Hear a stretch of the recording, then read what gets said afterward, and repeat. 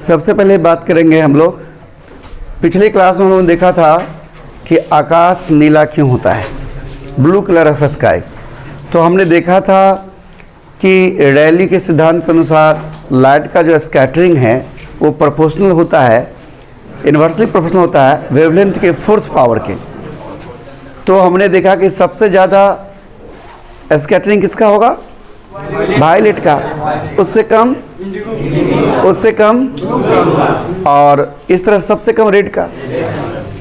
तो सबसे ज़्यादा वायलेट स्कैटर्ड होता है, लेकिन ह्यूमन आई सबसे ज़्यादा सेंसिटिव ब्लू कलर के लिए होता है, इसलिए आकाश नीला यानी ब्लू दिखाई देता है। आज हम देखेंगे कि राइजिंग और सेटिंग सन्स और फुल मून्स रेड क्यों दिखाई देता है। उगता हुआ सूरज या डूबता हुआ सूरज या पूर्ण चांद जिसको कहते हैं, और फुल मून जो है वो हमें रेड क्यों दिखाई देता है।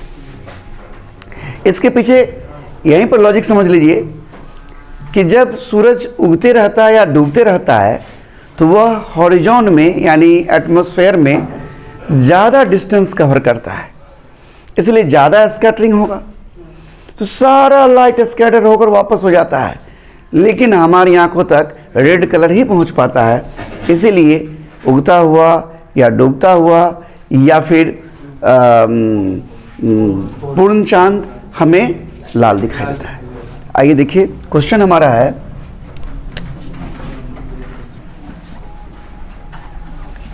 व्हाई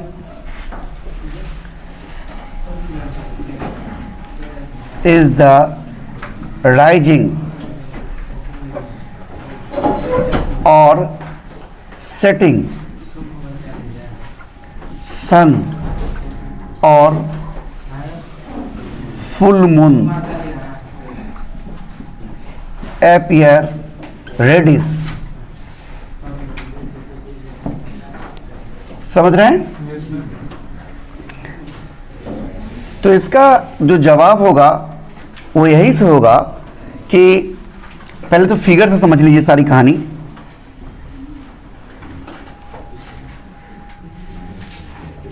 ये हमारा अर्थ है और इसके चारों ओर एटमॉस्फेयर है। ये हमारा अर्थ है और ये सब जो देख रहे हैं आप, ये सब एटमॉस्फेयर है। अब देखिए, सुबह में मॉर्निंग टाइम में मैं इधर से दिखाता हूं, यहाँ सन है और आप यहाँ खड़े हैं पृथ्वी पर, मान लीजिए। तो प्रकाश की किरण जो चलेगी आप तक पहुँचेगी, वो इतना डिस्टेंस यहाँ से यहाँ तक एटमॉस्फेयर में चलेगा। लेकिन वहीं पर जब सूरज दोपहर का समय हो, उस समय में सूरज लाल नहीं दिखाई देता है, तो उस समय में जब प्रकाश की किरण आप तक पहुँचेगी तो वो इतना डिस्टेंस चलेगा। आप देखिए दोनों डिस्टेंस में कब ज़्यादा डिस्टेंस ट्रेवल कर रहा है, यानी यहाँ पर देखिए ये जो हमारा डिस्टेंस है, ये है distance covered by ray of light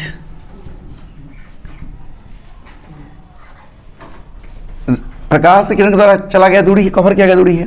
तो ये दूरी देखिए जब उगेगा या सेट डूबेगा, यानी कुछ इसी तरह का पोजीशन होगा, तो ज़्यादा डिस्टेंस चलता है। इस डिस्टेंस से कंपेरिजन देखिए आप, ज़्यादा दूरी चल रहा है ना, तो जब ज़्यादा डिस्टेंस कवर करेगा तो ज़्यादा स्कैटरिंग होगा, और ज़्यादा स्कैटरिंग होने की वजह से सारा कलर जो है वो बिखर जाता है, लेकिन हमारी आंखों तक सिर्फ रेड कलर ही पहुंच पाता है। इस बात को हम ऐसे लिखेंगे,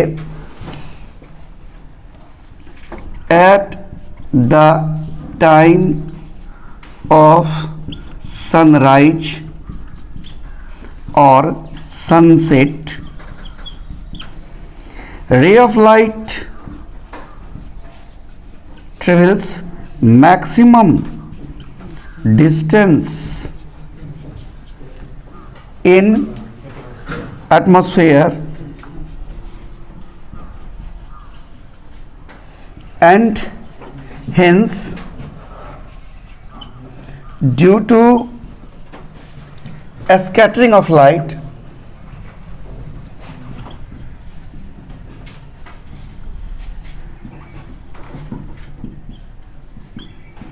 most of the colors are scattered in atmosphere. We know that from Rayleigh principle,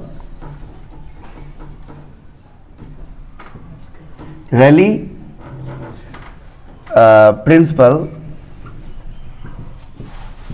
क्या होता है, स्कैटर्ड लाइट जो होता है वो प्रोपोर्शनल होता है 1/λ⁴ के। Therefore minimum scattering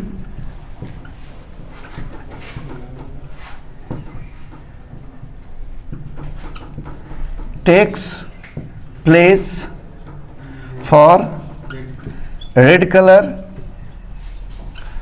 and hence it reaches up to our eye.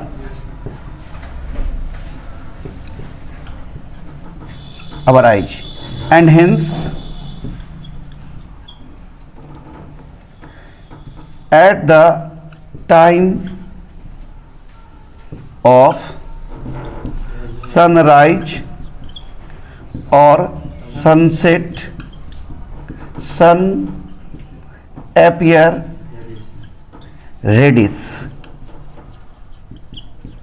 This is same for full moon also. This condition is also applicable for full moon. ये फुल मून में भी, फुल मून जब rise कर रहा है या set कर रहा है तभी ऐसा होता है रेडियस, हमेशा नहीं। चांदनी रात में जब चांद जिस समय में मतलब वो निकलता है या दिखना शुरू होता है उस समय की बात हो रही है जब रेडियस नजर आता है, या फिर जब मॉर्निंग समय जब चांद ये होने लगेगा उसमें। लेकिन प्राय जनरली उगने वक्त में आप देखिएगा जैसे पूर्णिमा का दिन हो और उस दिन आप थोड़ा सा अर्ली चांद दिखेगा और आप देखिएगा उस समय में थोड़ा नीचे दिखेगा और वो रेडियस नज़र आएगा। आप कभी देखिए गौर करके, मैंने तो अक्सर इसको वॉच करके देखा है तो ऐसा ही दिखता है। तो समझ में आ गया। ये सब आपको क्वेश्चन में पूछ सकता है शॉर्ट आंसर्स में। मुझे लगता है कि मैंने अच्छे से एक्सप्लेन कर दिया है, आप लिख लीजिए।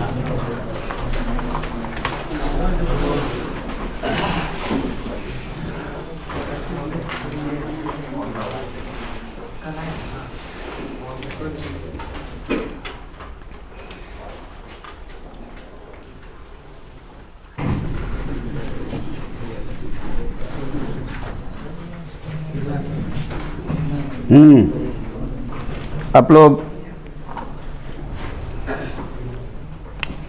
ध्यान दीजिए। देखिए स्कैटरिंग कब होगा और स्कैटरिंग कब नहीं होगा, ये भी अपने आप में एक प्रश्न है और ऑब्जेक्टिव में पूछ सकता है। समझ रहे हैं? तो ध्यान दीजिए। मान लीजिए ये यहाँ सीखने वाली बात है। मान लीजिए लेट ए जो है, A be the size of dust particles, मान लीजिए डस्ट पार्टिकल साइज A है and lambda be the wavelength of light, प्रकाश का वेवलेंथ lambda हो, तो देन कंडीशन A होगा केस 1, इफ ए बहुत छोटा हो वेवलेंथ से, यानी डस्ट पार्टिकल का साइज बहुत छोटा हो वेवलेंथ के साइज से, then scattering of light takes place. तो स्कैटरिंग लाइट होता है। समझ रहे हैं? थोड़ा सा मैं जिक्र कर दूं, क्रैश कोर्स हमारा उसमें समझिए कि अब इलेक्ट्रोस्टैट्स ख़त्म हो जाएगा 2-4 दिनों में, 2-3 दिनों में। बहुत ही बेहतरीन और बहुत ही प्लान में चल रहा है आप में से भी कोई बच्चे या आपका कोई दोस्त हो जो गड़बड़ाया हो, लड़खड़ाया हो, तो उन्हें आप बता सकते हैं, वो उसको ज्वाइन करके, और अच्छे नंबर की तो 100% गारंटी होगी, कोई क्वेश्चंस बाहर मिस नहीं हो सकता है। तो सिर्फ बोर्ड के लिए सिर्फ उसमें क्वेश्चंस आंसर होते हैं, जैसे आप लोग 10th क्लास में करते थे उस तरह का होता है। और केस 2,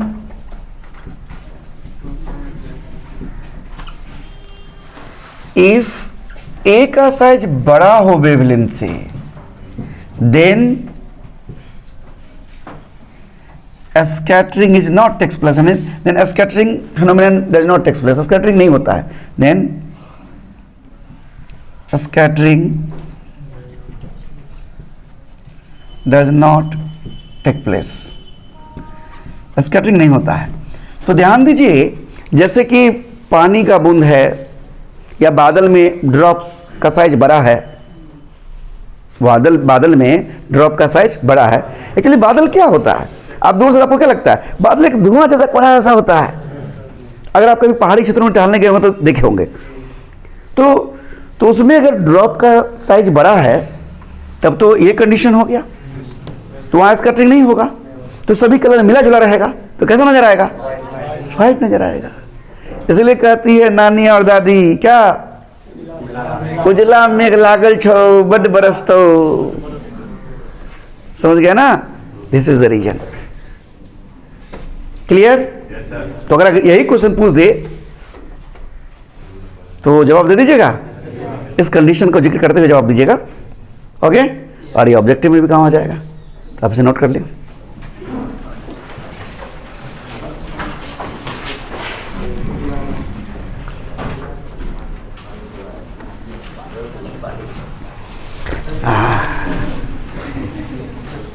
तो अब सही समय आ गया है कि हम लोग लाइट के तीसरे नेचर यानी क्वांटम नेचर को देखें।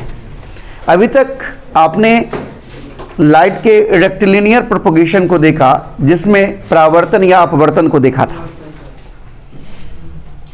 लेकिन कुछ ऐसी भी घटनाएं आपने देखा जैसे इंटरफेरेंस का घटना, डिफ्रैक्शन का घटना या पोलराइजेशन का घटना, जिसे लाइट के रेक्टिलिनियर प्रोपगेशन से एक्सप्लेन नहीं किया जा सकता है।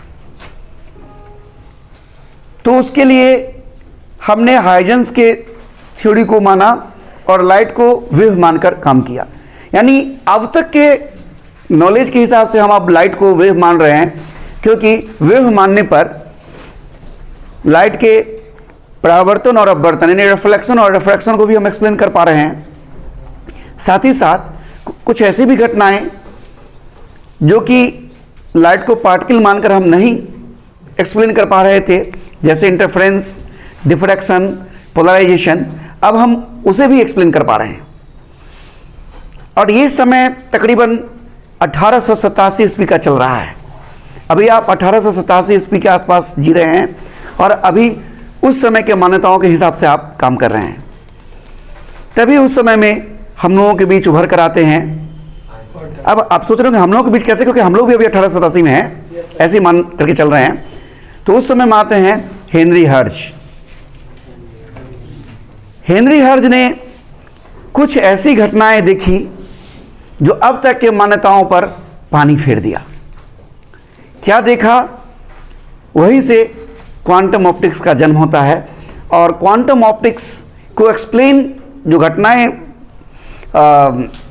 हेनरी हर्ट्ज ने देखा, वो कुछ ऐसी घटनाएं थी जिसे अब तक जितना चीज़ हम लोग जान रहे हैं लाइट के बारे में, उससे वो एक्सप्लेन नहीं हो पा रहा था। और पूरी दुनिया में एकदम शांति फैल गई, यानी कोई लोग एक्सप्लेन नहीं कर पा रहा है, कोई कुछ कहने लायक नहीं था, क्योंकि पहले कुछ घटनाएं जो एक्सप्लेन नहीं हुआ उसको वेव मानकर आपने एक्सप्लेन किया, और अब वेव मानकर अब जो दिख रहा है वो एक्सप्लेन नहीं हो पा रहा है, तो कोई कुछ कहने के मूड में नहीं था। जिसे काफ़ी लेट में, लगभग 20वीं सदी की शुरुआत यानी 1905 ईस्वी में आइंस्टीन ने एक्सप्लेन किया। और उस आधार पर आज के समय का जो हम जीवन जी रहे हैं, हमारे पास जो सुख सुविधाएं हैं,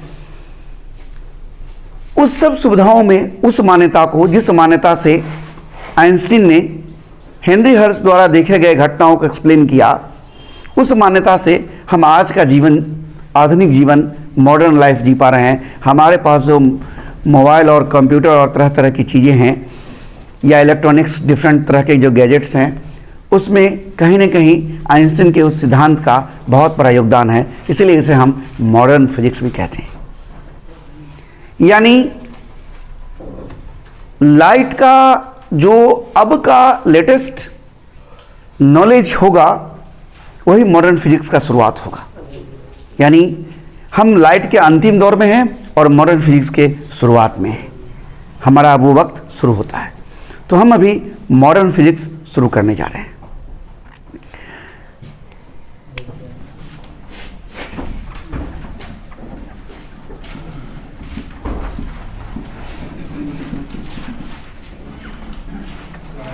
अच्छा रहेगा कि मॉडर्न फिजिक्स के एक बार हम सिलेबस का चर्चा कर दें कि हम क्या क्या पढ़ने वाले हैं। इससे फ़ायदा क्या होगा कि आप जो क्वेश्चंस देखेंगे क्वेश्चन बैंक में, तो आपको आइडिया मिल जाएगा। अच्छा, ये क्वेश्चन जो मैं नहीं जान रहा हूँ, अब तक तो मैं इलेक्ट्रोस्टैटिक्स का क्वेश्चन देखकर बुझ रहा हूँ कि ये है, इसका जवाब ये होगा। हम करंट इलेक्ट्रिसिटी में सभी पार्ट को का क्वेश्चन देकर हम समझ रहे हैं कि इसका जवाब ये होगा। लेकिन जिन पार्ट्स का हम क्वेश्चन देखकर नहीं समझ पा रहे हैं कि इसका जवाब क्या होगा, या सर पढ़ाए कि नहीं पढ़ाए, तो कम से कम उसका एक आइडिया आपको हो सकता है कि मिल जाए। आपको बात समझ रहे हैं? तो एक बार हम थोड़ा सा सिलेबस का जिक्र करते हैं, तब जाकर के हम लाइट के इस नेचर के बारे में जिक्र करेंगे तो अच्छा लगेगा। क्योंकि हमारा उद्देश्य सिर्फ क्वांटम ऑप्टिक्स पढ़ाना ही नहीं है। हमारा उद्देश्य हम क्या पढ़ने वाले हैं उसके बारे में एक नपा-तोला ज्ञान भी देना जरूरी है। सिलेबस के बारे में आइडिया भी होना जरूरी है। तो थोड़ा सा सिलेबस का आइडिया दे देते हैं।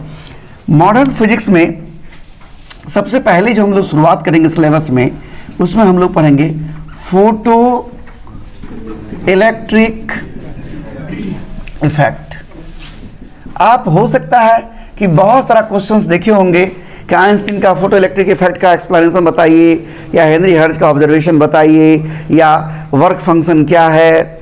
इस तरह का बहुत सारा क्वेश्चंस वगैरह देखे होंगे आप, वो सब हम इस चैप्टर में पढ़ने वाले हैं। यानी फोटो मतलब लाइट होता है, फोटो मतलब लाइट होता है। तो फोटो इलेक्ट्रिक इफेक्ट में हम लोग प्रकाश का विद्युतीय प्रभाव क्या होता है वो जानेंगे। दूसरा, इसके आगे बढ़कर हम, चूंकि प्रकाश इलेक्ट्रोमैग्नेटिक वेव है, इलेक्ट्रोमैग्नेटिक वेव के बारे में कुछ और जानेंगे, और हम एक्सरे के बारे में जानेंगे। एक्सरे से संबंधित कई सारा क्वेश्चंस आपको हो सकता है देखने को मिला हो। उसके बाद हम लोग स्ट्रक्चर ऑफ एटम जानेंगे। आप इसे केमिस्ट्री में तो पढ़े होंगे, लेकिन कई सारी ऐसी बातें होंगी जिसको आप केमिस्ट्री में एक्सप्लेन नहीं कर पाते होंगे, या केमिस्ट्री में क्यों होता है इन्हें कह करके ऐसा होता है रटा दिया गया होगा। वो सब हम यहाँ पर देखेंगे कि क्यों होता है, क्या इसके पीछे लॉजिक्स है। उसके बाद हम लोग न्यूक्लियस यानी रेडियो एक्टिविटी के बारे में पढ़ेंगे। हम लोग रेडियो सक्रियता, इसके बारे में हम लोग पढ़ेंगे, जिसमें आप अल्फा बीटा गामा रेडिएशंस वगैरह संबंधित क्वेश्चन देखे होंगे। हाफ लाइफ, एवरेज लाइफ, ऐसा क्वेश्चन आप देखे होंगे, वो सब इसमें पढ़ेंगे। देखिए, और आप अंदाज कर लीजिए कि छोटा सा टॉपिक्स कितने मार्क्स का और कितना महत्वपूर्ण टॉपिक्स। इसके बाद हम लोग आगे बढ़ेंगे। ये हमारा इलेक्ट्रोस्टैटिक्स का मॉडर्न फिजिक्स का हमारा ये फर्स्ट सेक्शन हुआ, ये 4 चैप्टर। अब हम सेकंड सेक्शन में एंट्री करेंगे। जेईई में फर्स्ट सेक्शन ही सिलेबस में होता है, सेकंड सेक्शन नहीं होता है। सेकंड सेक्शन में हम लोग पढ़ेंगे band theory of solid,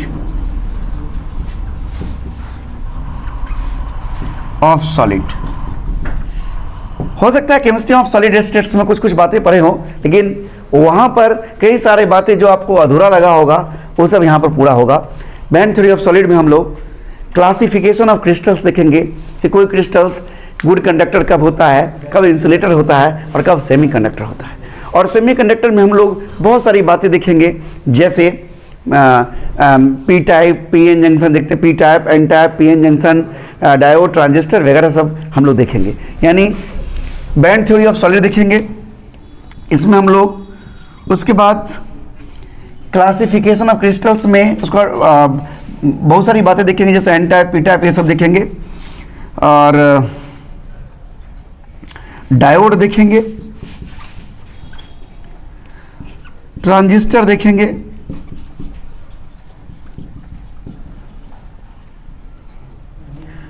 logic gates देखेंगे,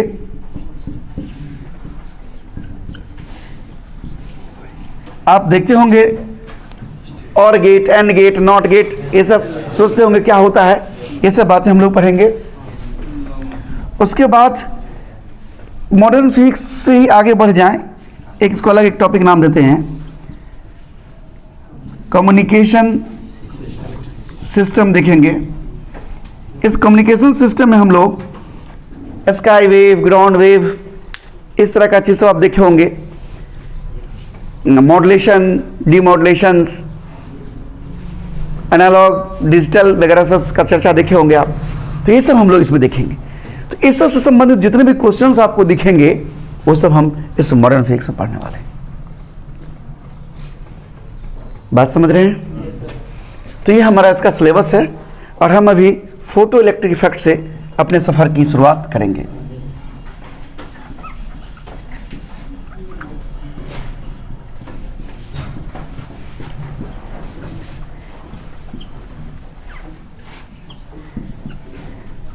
photo electric effect. Photo electric effect क्या है? नाम पर गौर करिए। फोटो मतलब प्रकाश का विद्युतीय प्रभाव। प्रकाश से विद्युत उत्पन्न होगा। कितने लोगों के दिमाग में तो तुरंत सोलर प्लेट घूमने लगा होगा। हम इसमें और बहुत सारी बातें, छोटी छोटी बातें जो मैंने चर्चा नहीं किया, जैसे सोलर सेल, एलईडी, ये सब इसमें हम लोग जानेंगे। ये सब अंदर की बातें, इसलिए मैंने यहाँ पर जिक्र करना उचित नहीं समझा। तो फोटो इलेक्ट्रिक इफेक्ट में हेनरी हर्ट्ज क्या देखा 1887 ईस्वी में, हम पहले उस बात पर चलते कि उन्होंने क्या देखा। उन्होंने देखा कि कोई मेटेलिक सरफेस पर, स्पेशली वो मेटल अगर अल्कली मेटल हो तो ये घटनाएं बड़ी आसानी से दिखता है। अल्कली मेटल समझ रहे हैं आप लोग? अब के समय में पीरियोडिक टेबल में 11th ग्रुप कहते हैं शायद, और हम लोग कहते थे कि जिसके बाह्यतम कक्षा में एक इलेक्ट्रॉन हो, हम लोग पहला, उस समय हम लोग के समय में जिस तरह से काउंट से पहला बोलते थे हम लोग। तो अल्कली मेटल जैसे सोडियम, पोटेशियम, सब वगैरह हो, तो इस पर जब प्रकाश पड़ता है, कोई मेटल है, इस पर जब प्रकाश इंसिडेंट होता है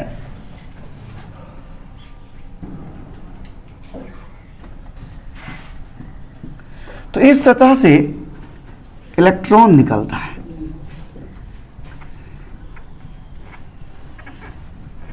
देखिए गौर से, फोटो मतलब प्रकाश, इंसिडेंट हुआ तो इलेक्ट्रिक मतलब चार्ज, इलेक्ट्रॉन निकलता है। ये इन 1887 हेनरी हर्ट्ज, ओ ज्यादा लिखा गया क्या? ये तो लगता है ये जो नई मुख्यमंत्री क्या बने, उप मुख्यमंत्री बना, वो हाल हो गया। ठीक है, फोटो, अच्छा, तोबा तोबा, तो आप लोग बता नहीं। तो फोटो इलेक्ट्रिक, अच्छा चलिए मेरा ध्यान थोड़ा सा,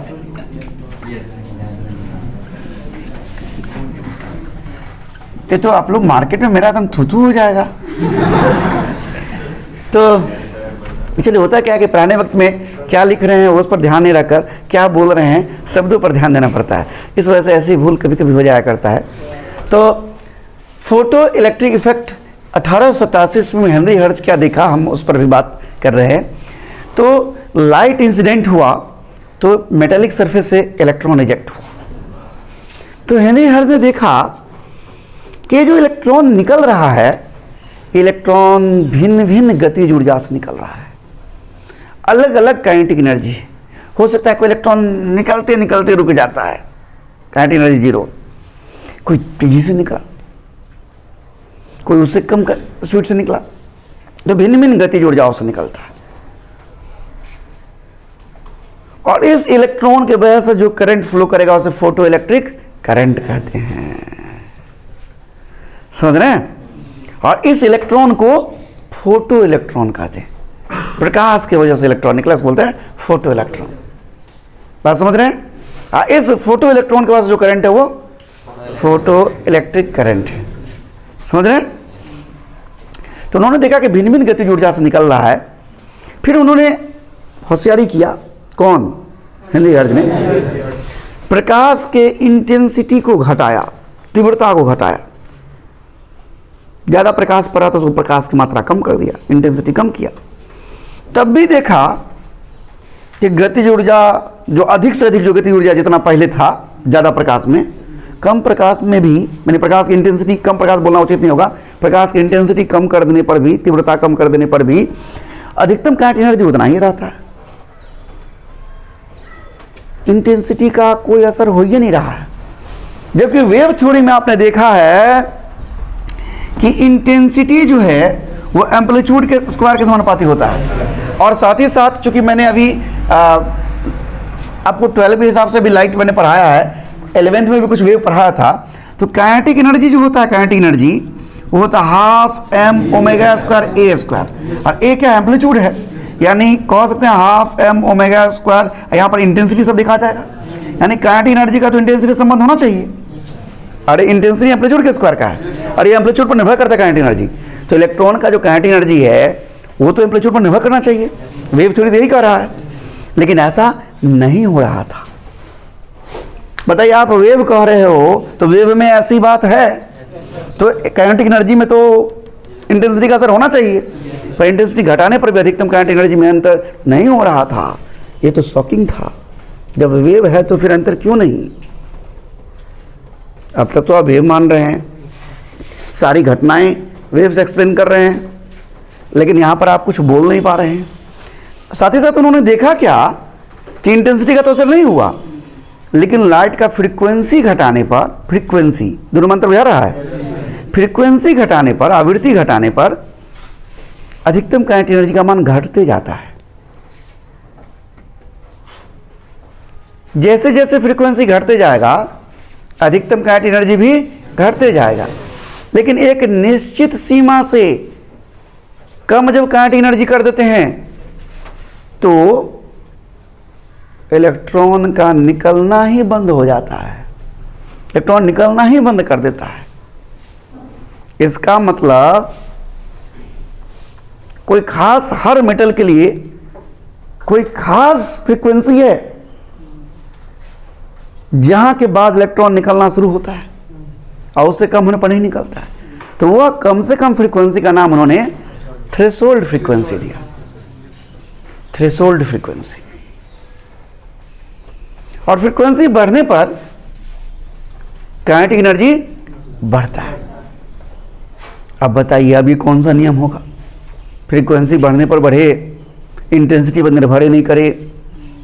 साथ ही साथ और भी कई सारी बातें उन्होंने देखा कि प्रकाश मीटर के जरूरत पड़ता है, इलेक्ट्रॉन निकलता है, इसके बीच में समय का भी बहुत बड़ा गैप नहीं है, बल्कि सामान्य भाषा में बोलेंगे कि there is no time lag, कोई समय का गैप नहीं है। प्रकाश पड़ा, इलेक्ट्रॉन निकला। वैसे नीट में क्वेश्चन पूछा हुआ है यहां से कि कितना समय लगता है प्रकाश पड़ने में, इलेक्ट्रॉन निकलने में, तो मैंने कहीं किताब में पढ़ा है कि 10⁻⁹ सेकंड का फासला होता है। 10⁻⁹ सेकंड, मैंने माइनस अब छोड़ दिया क्या? 10⁻⁹ सेकंड, मैं माइनस नहीं बोला था क्या? 10⁻⁹ सेकंड, 10⁻⁹ सेकंड, यानी एक सेकंड को भाग दीजिए 10⁻⁹, कितना कम समय होगा। यानी कह सकते हैं कि लाइट पड़ा और इलेक्ट्रॉन निकला। यह एक इंस्टेंटेनियस प्रोसेस हो गया, तत्क्षणिक प्रक्रिया। अगर सामान्य सोच रखिएगा तो क्या कहिएगा? हर प्रकाश जो पड़े हेते ना तो गरमाई हेते, इलेक्ट्रॉन के जो पकड़ने हेते ओकरा छोड़े होते, ढीला करे होते, इलेक्ट्रॉन फुल से भाग जाते।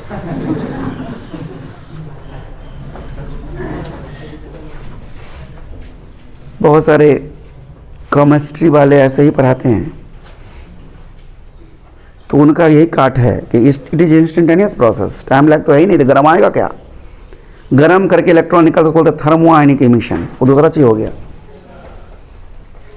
बात समझ रहे हैं? जो हम एक्सरे में पढ़ने वाले हैं। इसलिए ऐसा नहीं समझना है कि गर्माए छे तो इलेक्ट्रॉन निकले छे। आप में से कई लोगों को केमिस्ट्री में पढ़ाया होगा, electromotive force is a force. मैंने पढ़ाया है आप लोग को, वो फोर्स नहीं है, वो वर्क डन है। लेकिन आपको केमिस्ट्री में पढ़ाया होगा यह एक फोर्स है। खैर छोड़िए, वो फोर्स लेके घूमिए आप। मैं जानता हूँ कि बहुत सारी चीज़ें आप गलत सीख लेते हो, लेकिन सही बातें समझो कि क्या है। तो अभी मैंने कहा कि ऐसा नहीं है कि ये गर्म होगा इलेक्ट्रॉन निकलेगा, ऐसी बात नहीं है, क्योंकि इंस्टेंटेनियस प्रोसेस है। गर्म होने का टाइम कहाँ है? बात समझ गया? ये दिखा गया। तो इन सब बातों को हेनरी हर जो देखा वो तो बिल्कुल वेव नेचर के अपोजिट है, एक्सप्लेन नहीं हो पाया। बस हेनरी हर जिस घटना सबको देखा, क्या क्या देखा, उसको एक लिस्ट बनाया कि ऐसा ऐसा ऐसा ऐसा होता है, बस उसको साइलेंट हो गया। बोला कि हमको इस लफड़ा पचरा में नहीं पड़ना है, क्या होने वाला है क्या नहीं है। और काफ़ी लंबे वक्त तक कोई लोग एक्सप्लेन नहीं किया। सोचिए 87 से 1905 में लगभग कितना हुआ, 87 या 3, 90, 10 और 13 उधर, 5 इधर, 18 साल। 18 साल में जाकर के 18 साल के बाद एक्सप्लेन हुआ। यानी एक बच्चा जन्म लेकर के वोट देने लायक हो गया, तब जाके इसका एक्सप्लेनेशन आया। और उसमें आइंस्टीन ने बहुत ही चतुराई से दोनों पक्षों में समझौता कराया।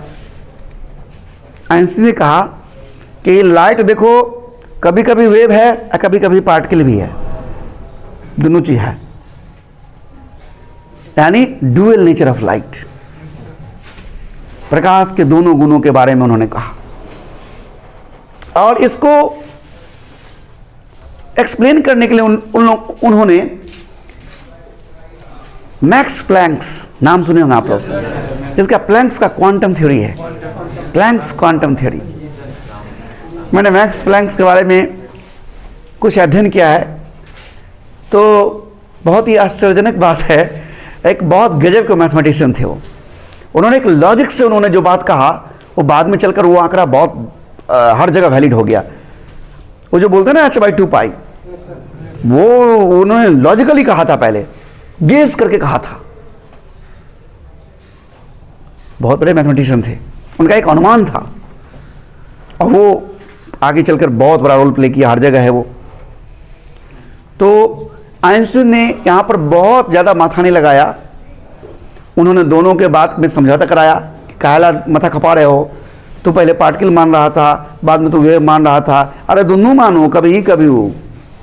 और इसको एक्सप्लेन करने के लिए उन्होंने कुछ नहीं किया, प्लैंक्स के क्वांटम थ्योरी का सहारा ले लिया और एक्सप्लेन कर दिया।